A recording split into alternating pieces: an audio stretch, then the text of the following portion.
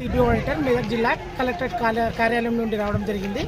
అయితే ప్రస్తుతం ఉన్నట్టు నుండి ఏదైతే వార్తా ప్రచారంలో భాగంగా రావడం మరియు జిల్లా కార్యాలయంలో సంబంధిత ప్రజాప్రతినిధులు కానీ సంఘం లీడర్లు కానీ కలెక్టర్ గారికి డిఆర్ఓ గారికి ఇచ్చిన ఈ కంప్లైంట్కి అనుగుణంగా డిఆర్ఓ గారు నన్ను ఇక్కడ పర్యవేక్షణలో భాగంగా ఎంక్వైరీకి పంపడం జరిగింది. ముఖ్యంగా ఈ టేక్మాల్ మండలం గొల్లగూడెంకు సంబంధించిన గ్రామ సంఘంకు సంబంధించిన లెక్కలు, ఎందుకంటే మొన్నటి రోజున వచ్చి చూసింది శ్రీనిధికి సంబంధించిన అమౌంట్.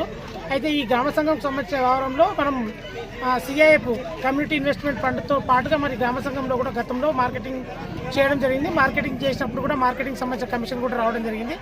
ఆ వ్యవహారాల్లో పుస్తకాలు ఏ విధంగా ఉన్నాయి, పుస్తకాలకు సంబంధించిన లావాదేవీలు ఏ విధంగా ఉన్నది చెక్ చేయడం జరిగింది. ఈరోజు జరిగినప్పుడు కొంత చేతులు ఆగాల పేరు మీద కొంత అమౌంట్ తీసుకోవడం జరిగింది. ఆ అమౌంట్ మరియు సంఘం లీడర్ల దగ్గర కూడా డబ్బులు కూడా రావడం జరిగింది. సంఘం లీడర్ల దగ్గర కలిపి మొత్తం కలిపి 8,17,895 రూపాయలు ప్రస్తుతం లెక్కలు తేల్చడం జరిగింది.